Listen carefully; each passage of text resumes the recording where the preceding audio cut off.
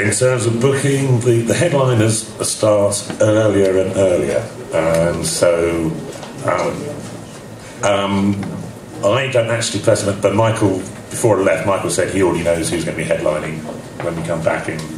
So the big band's already holding their slot. Glastonbury is obviously unusual in that respect.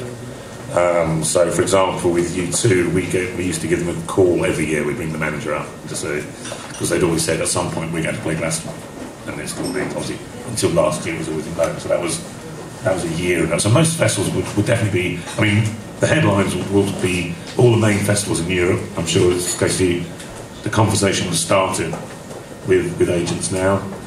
And even bands lower down the festival, I mean, we have a strange situation, not strange situation, it's we have the most vibrant and successful festival market in the world, but it's also extremely competitive. So, I mean, there's at least 30 events that can afford to pay £100,000 plus for a headliner, if not, and then the bigger festivals, not Glastonbury, I mean, Reading, the V Festival, pay significantly more money.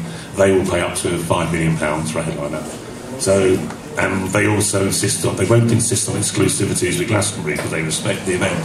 But smaller events, if you're targeting bands who are playing V, you're not going to get that band will not be allowed to play your festival.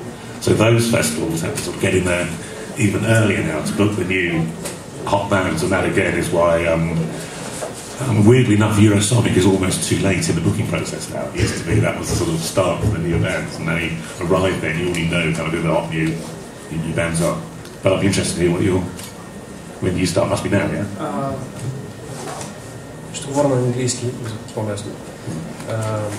Yes, we're usually starting around this point of the year. Of course, our process is different than Glastonbury due to our size, which is much, much smaller. And our budget, of course, is much smaller, so it's a bit different. But generally, in order to get a band to headline, a major band, we need to start booking them around this time of the year. So it's the same, basically. It's the same process. We use the same agents, probably.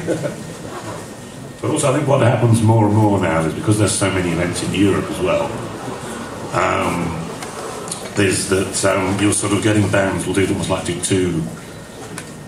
will do a different strategy each summer. So when the new album's out, they'll do the really big festivals, basically earn a ton of money, and then the next year they'll come back and do what they would perceive as being secondary markets. And so when Arcade Fire, for example, did that this year, they did a lot of, which I think is a good way of doing it. And more people like going to different, the more intelligent bands like doing events that are different, that they're probably unlikely to do on a regular tour.